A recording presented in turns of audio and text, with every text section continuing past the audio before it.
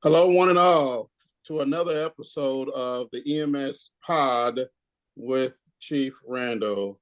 Today's episode, I want to focus on what we like to call EMS research. It's a phrase that sometimes go together very well because you can see the progression of the field. In other areas, it seems scary because it's a big topic. So I have a couple of my close research friends with me today that's going to break down this topic to a level that is feasible and digestible. I like food. So we'll start with Dr. Crowe, Dr. Kennel, discussing their backgrounds as results to research, and we'll dig into it. Dr. Crowe. All right, yeah. So I think my path to research was not exactly a straight one, which is probably true for a lot of folks. I started off as a volunteer EMT in Mexico City, and then I became an EMT instructor. And as I was teaching and looking at our textbooks, it sort of dawned on me that a lot of the things that were in the textbook sounded like good ideas that probably came from the hospital setting, but how do we know that these are really the best thing to be doing in the pre-hospital setting? And I always wanted to be one of the people who could contribute to one of those books. And so I thought, well, the path to do this is probably I've got to get into research. And how do I do that? Well, maybe I'll become a physician. And so I thought about enrolling in medical school, but I actually went to a conference on my vacation one year, and I met somebody from the National Registry of EMTs who told me about a research fellowship. And it was a really great opportunity that I applied for and ended up winning, and was spending 5 years in Columbus, Ohio, where I had a full-time job doing research at the National Registry, as well as working on my PhD so that I could become an independent researcher and studying epidemiology and biostatistics. And then after that, there's no stopping me now. I've been in research for the last, I don't want to count the number of years. We won't do that.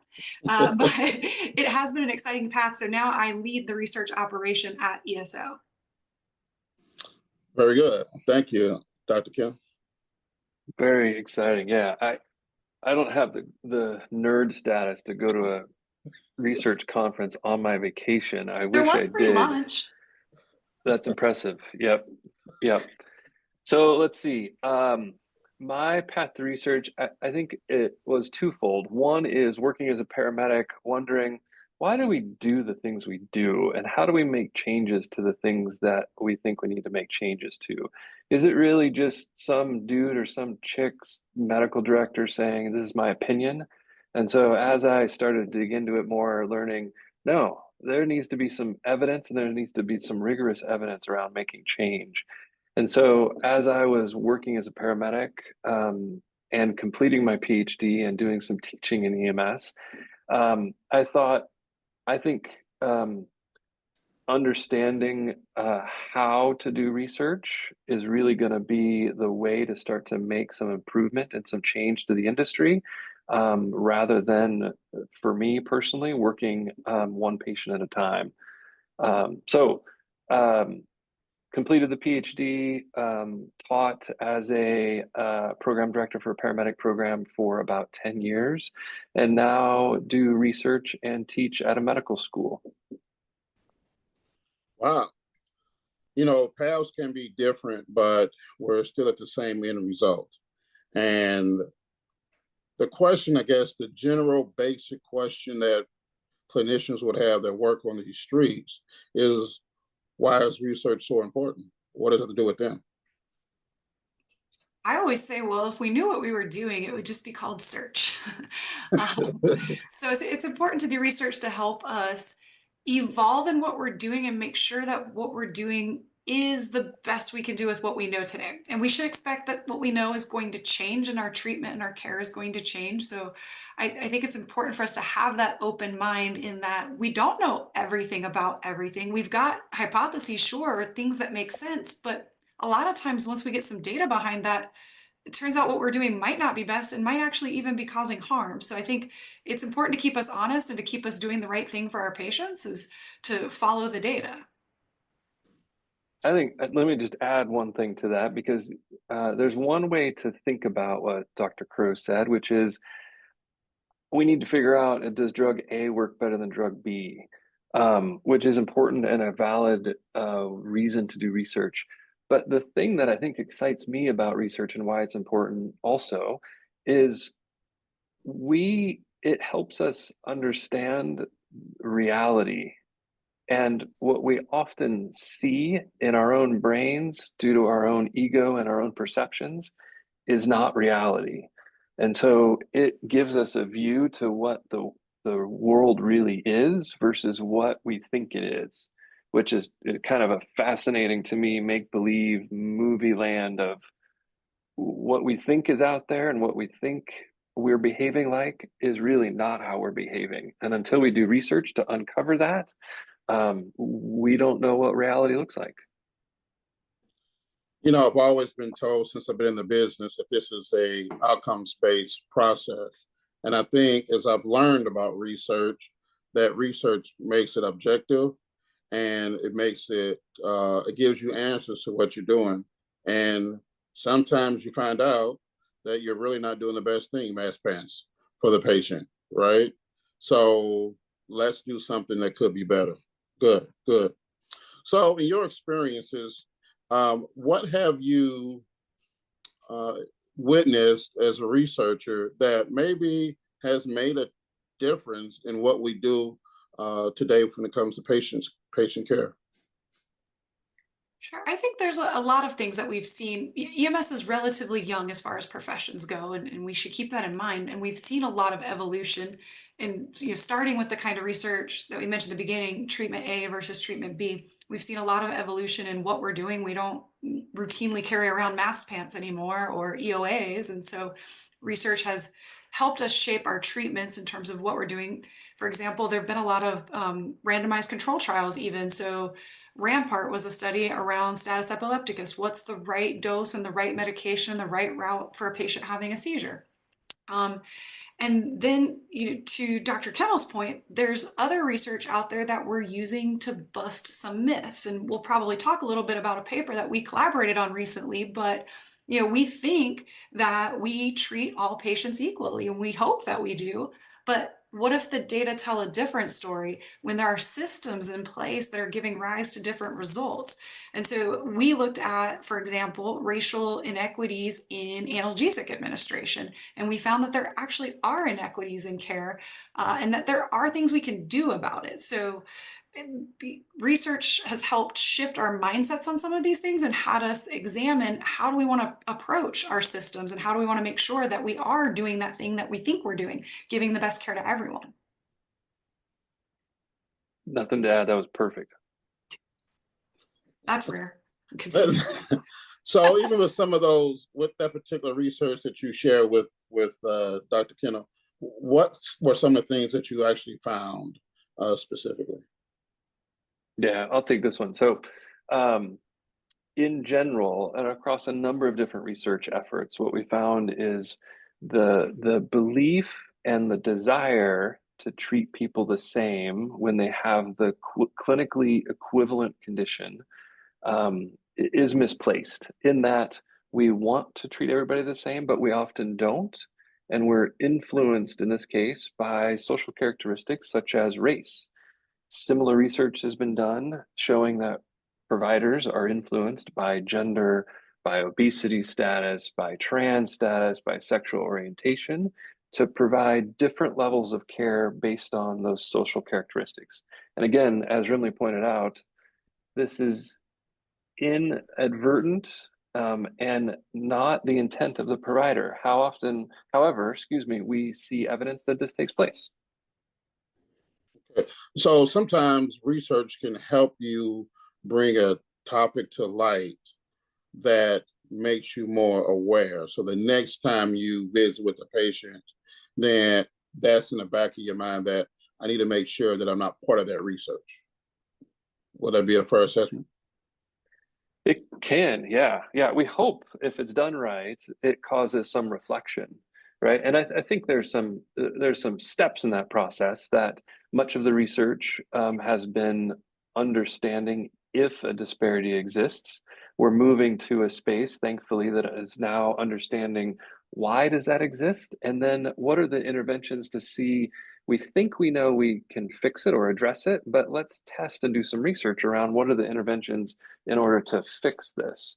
And to your point earlier, Chief Randell, if research is done well, it can provide us with objective, clear answers. But it's really hard to do it well also.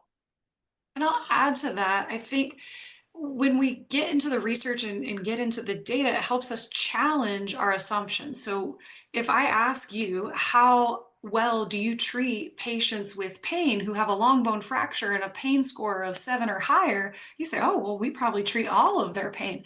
But when you actually step back and have the humility to take a look at your data, you might see that you're in line with the national average, which is 74%. So 1 out of 4 patients with a broken long bone who has severe pain, who was treated by an ALS agency, who was conscious during the entire transport, didn't get offered analgesics. And that is where research and improvement science come together. So you, as a consumer of the research and as a person of influence within your EMS organization, can say, wow, we need to look at our own data and see where we compare and where we can improve our system, and maybe not just assume that we're giving the right care all of the time. And again, it's not usually an intent. The first rule of quality improvement is every system is perfectly designed to get the results it gets. But starting with the research and using that as the impetus to move into a quality improvement space is a really strong place to be. So when it comes to research, I hear that there was a conference a couple of weeks ago, the NAEMSP, and they really dig into research and they look at ways of moving this profession, this young profession forward. Was there anything that either of you have heard or saw that piqued your interest? Oh, we would have to do a whole series of episodes for that. But I think for the audience understanding, the NAEMSP is the National Association of EMS Physicians, but though that P stands for physicians, there's a great deal of professional members. In fact, we are about a third of the organization now. And there was research presented not just by physicians, but there was a lot of great paramedic-led research, including on the main stage. So when research abstracts are submitted, they are either accepted as a podium presentation, which is a lightning 8-minute presentation, or a poster presentation. And on that podium is that highest level of honor, and it's a very small percentage of abstracts that make it there. But there was a great number of abstracts by paramedics, including mechanical versus manual ventilation. Are we underusing the power of mechanical ventilation, for instance? There was another interesting study looking at the influence of homelessness status on patient care and transport. And then I don't like to brag on myself, but we presented a really innovative data set looking not just at encounter-based data, which is traditional EMS data. You get 1 PCR, and if you see that patient again, it's a new PCR, and we're not able to track that patient-centered care. We've created a database now that is patient-centered, and my team and I studied 72-hour return visits after that initial non-transport. And so we can start to answer questions like, what is a high-risk non-transport? And I purposely avoid the word refusal because there's a lot of stigma attached to that word. It's hard to understand who initiated the refusal, as those of us who have lived in the field know. And so we start to put a number behind that. It's actually 6% of non-transports result in a repeat encounter in 72 hours. And that was actually awarded the best scientific presentation at this conference. But there's so much going on, including trials, looking at things like dual sequence defibrillation, ultrasound, you name it. But these are the things that we're going to want to keep our eyes on. Important, I think, to amplify what Dr. Crowe said is at this conference, which is the preeminent conference for EMS physicians and EMS providers, there's research being presented from EMT students all the way to rock star researchers that this is all they do, and they receive multi-million dollars of grants every year. So the whole spectrum is available to see at this conference. So it doesn't require you to have a PhD to even submit and present at this conference. Wow, that's exciting. I did not know that you had EMT students and paramedics presented. So now my eyeballs have gotten bigger. So how does somebody get involved into EMS research? You're at an agency, you're on the truck, and you read a couple of articles, you're excited about it, but where can it go? I think this is the important thing to emphasize is that having EMS clinicians on papers makes them stronger, and not having those who live and experience and collect these data can lead to disastrous consequences in interpretation. I'll give you an example of a paper, and you all will pick it up immediately. Is a paper was published in a relatively prominent journal that says it takes EMTs 20 minutes to start an IV. And you're like, what? But guess how they calculated that? And this was a group of nurses, but they calculated it from dispatched to the time the IV went in. So we all look at that and we're like, no, but there was no paramedic or EMT on that paper who could have stopped and said, hold on, that's actually not when the clock starts. The clock starts at patient, correct? So I want to emphasize how important it is that we participate in, that we shouldn't be intimidated. Research is truly a team sport. You don't have to know everything about statistics to participate. You have a methodologist and a statistician there. You have a clinical mentor. So I would encourage, if folks come to your EMS agency saying, we would love for your organization to participate in the next trial, that we opt in, we choose to participate in that. If you receive a survey, choose to participate in that. And then Jamie and I work closely with an organization called the Pre-Hospital Care Research Forum, who hosts, we call them speed dating for research events. It's a 3-day workshop where you're given all of the resources to be successful and dip your toes and see if you truly like research. We hold different ones throughout the country. You can go to prehospitalcare.org to see when the next ones are coming up, but highly recommend that if you're just curious. No prior experience necessary or assumed. Encourage brand new folks to join this, but having those relationships and looking for those mentors is the way to do it. Don't do it by yourself. Find a team to do it with. Yeah, and don't feel like you need to do it by yourself. If you're at an agency and you're not associated with the university, go to your medical director and say, hey, I'm interested in getting involved in research. Often your medical director will be involved in a number of research studies and hopefully can get you plugged in. Yeah, I want to share my first research opportunity and how I got to know a couple of the folks at the national level when it came to research. And it was basically about documentation. And when it came to documentation, I wanted to know if people are taught a standard in how to document a run report, will it improve their patient care and the way they document? And spoiler alert, it did, which was fantastic. But I didn't have the background in research really to understand all the terminology and the details of it. So I was able to connect with Dr. Crowe and also with Dr. Hezadine Smith, who for me personally was like, wow, there's another African American who's into research. Because initially I thought I was the only one that researched because I didn't see anybody else like me. And so when Dr. Crowe introduced me to Dr. Smith, as a tag team, all three of us completed the research project, and everybody had a role in the project that was prominent. And in the end, it was a great product, not because my name was on it, but because, like you said earlier, Dr. Crowe, because it was a group project and it worked well. And I felt I was most proud of this because it came from a place of zero for me. And if I can speak to the power and importance of research, I would tell others, if you're thinking about it, you should do it. And these are some good people that we're talking to that can help. And I think Chief Randell's too humble in that not only did he start from, hey, I'm curious about research, I know that I would like some mentorship in this space, but he ended up winning awards for this presentation. He'll never toot his own horn, but I will. And I think it's just phenomenal work that came from his passion and his willingness to seek others to help and complement this team. And not only, we're winning a research award, but also I think it gave you some impetus and some evidence to say, maybe there is a company behind this. Maybe I can encourage others to improve their charting, to improve their care, right? Seeing that evidence so clearly presented to you, I assume gave you some confidence that maybe there's some marketability behind this.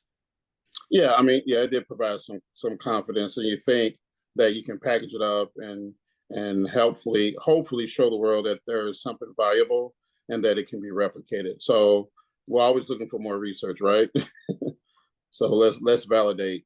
Wow, that's a lot of information, and we hope that this is really a class 101 on research. And I would love to have you two come back and we can dig more into some of the 201 version of research here in the coming months, because I think this is a topic that should grow. And I think it's going to grow the number of people who perform research, because it really isn't as scary as most people think it is. So I thank you for bringing it down to simplistic terms and helping folks understand, you know what, I can do it too. Happy to. Thank you. No, thank you. I really appreciate both of you coming on, and to keep your time and my time honest. We're going to keep this short and simple. And for all the ones that have listened, if you have questions about research, if Dr. Crowe would mind to give the website again for the pre-hospital care forum. Yep, it is prehospitalcare.org. Jump on, find out. Let's do some research. Thanks again, and you'll hear from me again next month. Thank you.